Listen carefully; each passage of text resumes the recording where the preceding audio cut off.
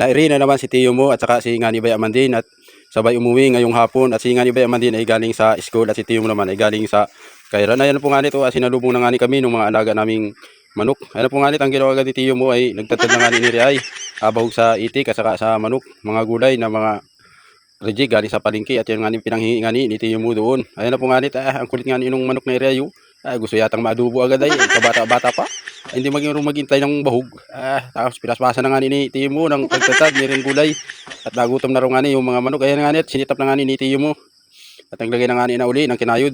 Pag yung nga ni po naglagay pala ng kinayod ay nasugod na yung mga manok.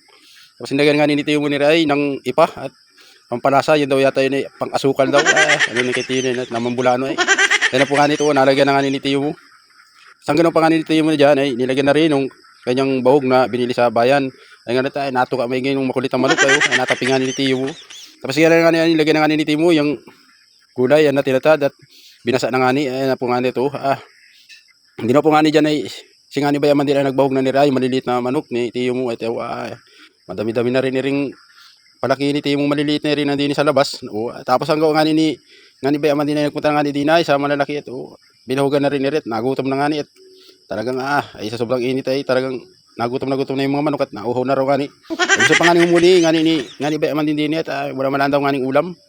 Tapos hanggang nga ni tiyo mo din ay binuhugan ni Ray itik at nagutom na rin. May nahalo pa nga ng isang manok. Malaki na rin yung sisiw. Ayan po nga nito, suguran na silang mga itik. Ayan po, gutom na gutom talaga. At talaga namang kunti ang baho kanina umaga. Dali-dali nga ni at tanghali na bumangon si tiyo mo. Kaya ganun. Ayan na po nga nito, ang ginawa pa nga ni tiyo mo. Makatapos magbahog ay diniliga na. Iring kanyang mga halaman na tanim na gulay. Ayan po nga niyo, may talbos ng kamuti, mayroong talong at mayroong milon. Ayan po nga niyo, diniliga na ni tiyo mo. Talaga nung sipag talaga ni tiyo. Sa video lang yun, kalatiyo.